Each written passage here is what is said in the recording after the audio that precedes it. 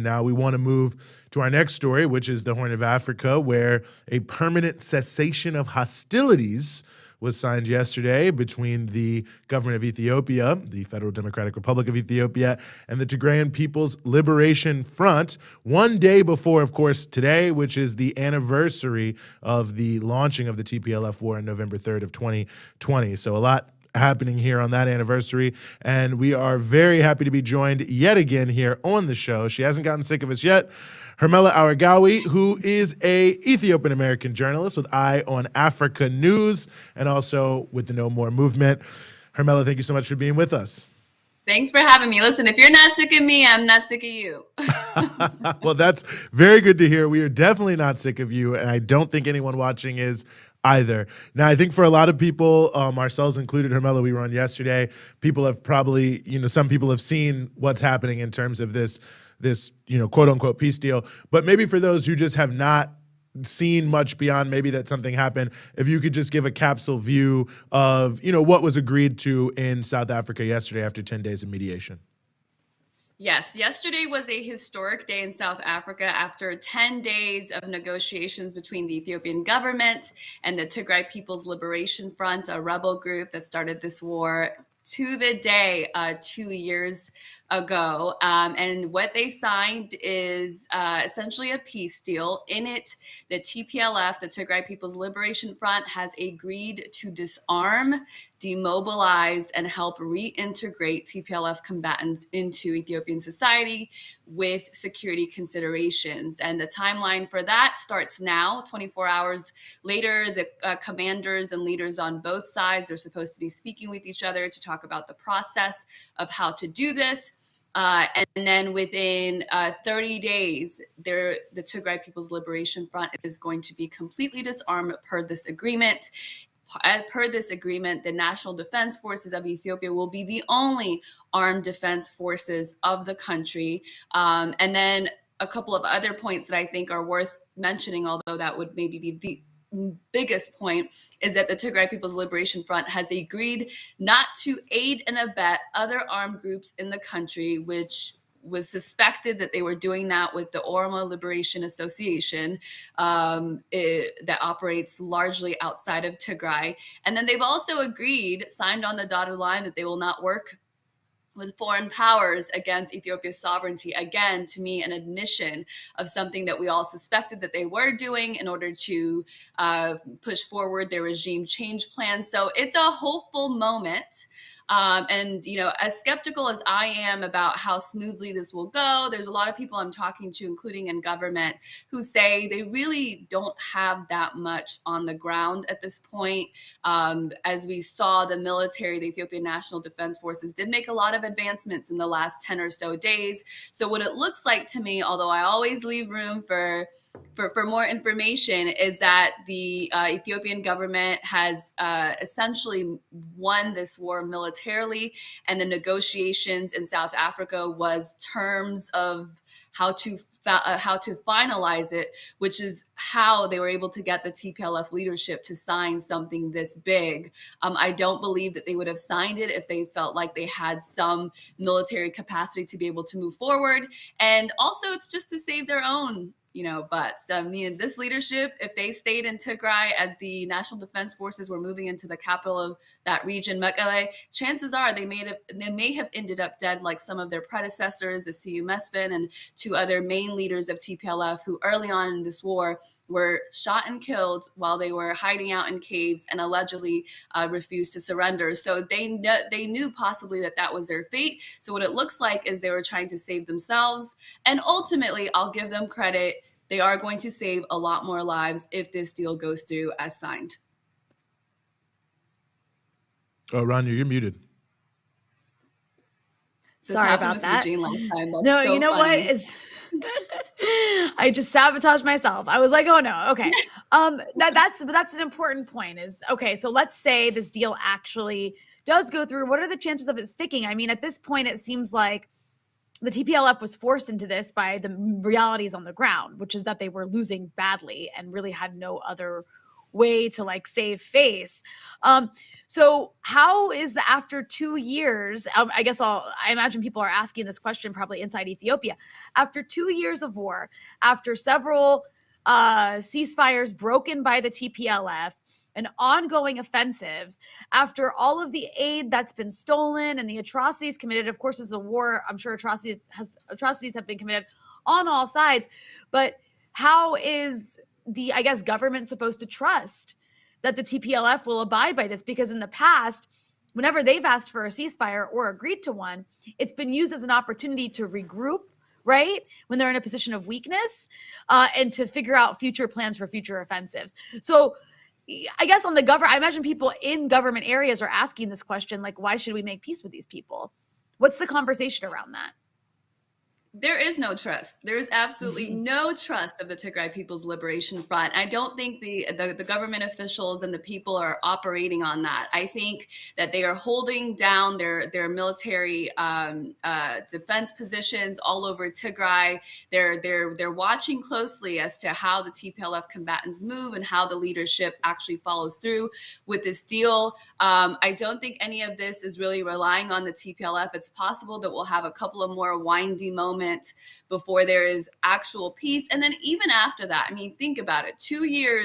For 2 years, the TPLF told the people of Tigray that this is about genocide and they're going to wipe you out. And so what you have left behind, whoever was not killed in this war, are armed people, possibly armed young people that have been in this space of adrenaline for 2 years. So it's going to be really difficult to convince them to now, even from their own leadership. In fact, they might be outraged by the fact that the very same leadership that was telling them that this was about genocide and they needed to keep fighting and dying as they saw their friends and comrades die is now telling them they have to disarm. I don't know that it's going to go that smoothly, but my understanding is there's not that many combatants in the large scheme of things, so it can be handled. And then the other thing that I worry about is the extremism that 2 years of war is going to instill in any human. And if that extremism isn't the biggest issue, then how do you get these people to go back to normal life? I mean, we see the issue with veterans coming back home to the United States after fighting wars.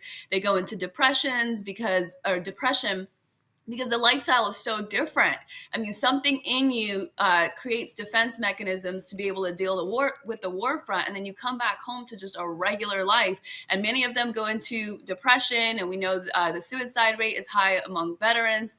Part of that being the healthcare system is not good. But if the healthcare system is not good, it's way worse in Ethiopia, particularly when you're talking about psychological help. Although there's a more community-oriented culture, and that can help. But we really need professionals to be able to help these people go back into normal life. So those are the things that concern me most. And, whether or not the TPLF continues to work against the country, and they will. And by the way, this is worth noting, they will be delisted from the terrorist organization list by the Ethiopian parliament if they follow through with these negotiation deals. They'll be disarmed. If they're disarmed, as much as it bothers people in the country that have seen them be absolutely brutal and vicious for 20 plus years, and some would argue for 50 years since their inception in 1975, if they don't have guns, it's manageable. So if they see through that part of their bargain, I think the concession to have them be a part of the political sphere and let the people of Tigray and others decide, do we want to do this again? Do you want to really bet on this ideological group? Because it didn't work out this last time, and it just doesn't make sense to bet on them. But people might still bet on them anyway. And so that will be a challenge, but at least it'll be a political challenge and not an armed challenge. So it remains to be seen, but absolutely no trust. I could see them going back on every piece of it, but the Ethiopian government is aware of exactly who they are. So I don't think they're leaving anything to chance. Hermela, this is a little bit of a broader question, but, it's something we were on your show on I Have African News yesterday that someone pointed out. They said, they asked me, what did I make of Prime Minister Abiy Ahmed's expression of gratitude, not thanking the United States, but only thanking the African Union, former President Kenyatta of Kenya, the others of the High Representatives team, and also from South Africa.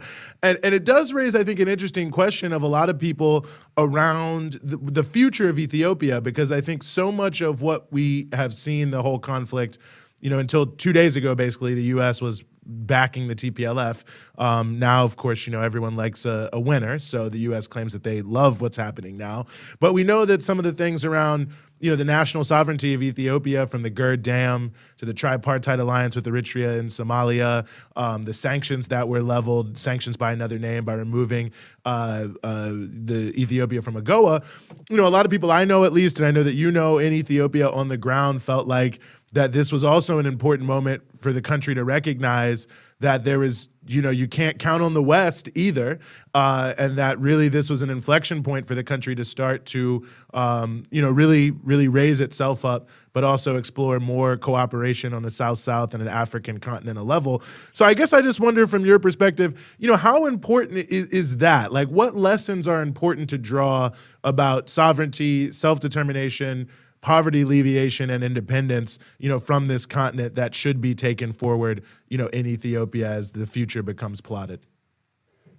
I think what we've learned as a broad community, Ethiopians, Eritreans, allies, anti-war folks, what we've learned is you need to stay together, get real clear about what the truth is, and stay unified through all these different attacks that come from outside forces, the U.S. State Department efforts, think tanks, internally in Ethiopia. And that is really what makes the difference. I mean, today is the 2nd year anniversary of the war. The Ethiopian National Defense Forces and all allied forces that literally gave up their lives so that we can even talk about this peace deal is what made the difference. Each time the Ethiopian government gave some concessions to the U.S., it ended up damaging things on the ground. So there's probably a reason why Ethiopian Prime Minister Abiy Ahmed did not mention the U.S. And even now, you guys, the statements from the State Department intentionally only use the word cessation of hostilities. I don't even know if they use permanent. I could be wrong, but they only use they don't use the main word, which is disarmament. And so it's like they're distancing themselves from the very thing that would actually create peace. It looks like they're giving themselves room for the TPLF to continue to stay armed and go on the offensive. And then they can say, wait, was there disarmament? Because we've never mentioned disarmament. And so even just putting out a statement like that is undermining the peace process by simply calling it a cessation of hostilities instead of at least permanent cessation of hostilities and end to this war. We've had two rounds of cessation of hostilities since this war started back in June 2021 and then April 2022. Each of them were broken by the TPLF. So a cessation of hostilities is insufficient and unacceptable to the Ethiopian people and their neighbors in Eritrea. So they're doubling down, they're tripling down, and I think it's giving clarity to many Ethiopians who maybe, just maybe, thought, oh, we can get them on their side. Maybe, politicians one by one with the work that AIPAC is doing, maybe you can eventually make them allies, but that's also a long game. It's not going to happen overnight. I don't want our listeners to be confused there about who is defending Ethiopia in Congress. Yes, AEPACT.org, AIPAC.org. Good catch. Well, I actually have one last thing that I kind of want to put to both of you, just to zoom out a little bit, is what does this mean for the region? Like, what does this mean for the Horn of Africa? What does it mean for Eritrea and Somalia if this conflict actually does wind down? I don't know which one of you wants to. Yeah. Yeah. Oh, right. I forgot. This was we were trying something new. I mean, I'll answer, and I'm curious to hear because Eugene always has layers that I don't have, but I think it's huge. I think it means the IDPs, internally displaced, that have been living essentially on the streets in these on the ground, sleeping on the ground for the last 2 years, can maybe go back home. can have a sense of security. Some rehabilitation can happen for the people that's been affected by the war. For those in Tigray, they're also going to have a lot to contend with when they realize the war is over and their kids are not coming back. My guess is that as long as this war was going, and they didn't hear otherwise, there was reason to hope that the people from their families that were sent off to war would come back. But now that's going to become more clear, and the devastation that's going to sit in from that. So there's a lot of reconciliation and healing to do, and it was only possible with the TPLF out of the picture, or at least not in control with their guns in many parts of Tigray and neighboring Amhara and Afar regions. So it's a lot of rehabilitation, reconciliation, cleaning up the corruption that has also increased during this time of conflict, as it often does, and being able to focus on other security issues outside of this war, being able to focus on education, the healthcare system, agricultural development. These are things that we haven't been able to talk enough about because everything has centered around the war. But I will give credit to Prime Minister Abiy Ahmed. He's managed to multitask in that sense. I mean, what it looks like to me as time goes on is he leaves the military front to the military, with the exception of last November when it looked like there was some internal sabotage because it couldn't be explained why the TPLF combatants got all the way to Death Day where they did. He went to the military front. I think part of that was for morale of the country, and then the other part was just to make sure there wasn't any internal sabotage, because remember, this government is an offshoot of the 27-year TPLF-led government. And so the TPLF can pay people off. They've got loyalists that have benefited from their regime still in government. I don't know how many. So, but now it looks like some of that may have been cleaned up. So he's just focusing on other things and let the experts in their particular fields do what they need to do, which is, I think, a great management skill and probably one that was really difficult to do in the beginning when you don't know how corrupted your government has gotten and how many of them are actually working with the insurgents that are trying to take over the country. So a lot of things we can talk about. It's a country of 120 million, a region of about 140, the Horn of Africa. We've got a lot of work to do. And I hope having some sense of peace will allow the country to move forward in that way. Yeah, I mean, I think those are all very well taken points, and I think that's right? I mean, the impact of peace in the region is huge. I mean, you think about a country like Eritrea that since 1998, because of the efforts of the TPLF, living in essentially a permanent war situation, and as I think people there, the government there have pointed out, that's had a tremendous negative impact on the nature of the country and the type of policies they've had to pursue, and even just having a government in the TPLF in Ethiopia that was working with the United States to isolate the country. The idea of, not only a historic sort of cultural element to this of Ethiopia and Eritrea coming together and signing a peace deal and having huge cultural intercourse over the past couple of years, but economically, obviously, it will be huge purely just by reducing the potential war danger. But also, I mean, there's natural complementarity between all these countries in the Horn of Africa. I mean, that's the basis of the tripartite alliance in the first place. It's certainly the essence of Pan-Africanism all across Africa as a concept. I mean, you think about South Sudan, you think about the southern parts of Sudan, Blue Nile State, places like that. I mean, the most natural way for the farmers there and others, who could be forming more production using clean energy from the Gerd Dam, the easiest way to get their goods to the world market, right, is to go through Ethiopia, through Eritrea, and out through Massawa and Assab, right? So right there, Sudan, South Sudan, Ethiopia, Eritrea, collaborating can be something that potentially could lift up all of the people, which I think is an important element because it's, I think, crucial for us to remember, and I constantly remind people of this because it's relevant.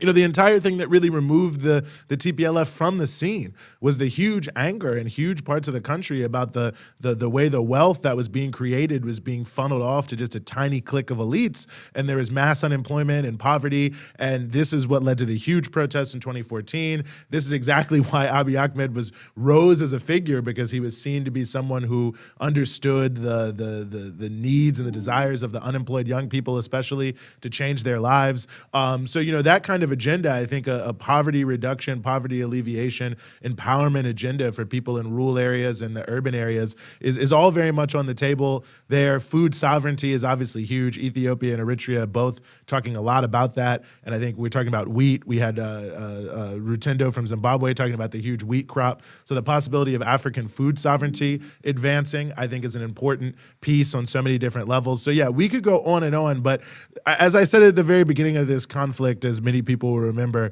the U.S. policy has been pretty consistent in the Horn, and that's to keep them divided, because the weakness is exactly what keeps this whole region broadly impoverished, as long as everyone's just fighting and it's a handful of essentially warlords, taking the spoils, in their various little enclaves. So I think that it's a potentially very hopeful moment, just like I think the moment was in 2018 when these countries started coming together around this idea of a new Horn of Africa. And I think it's going to be interesting, Rania.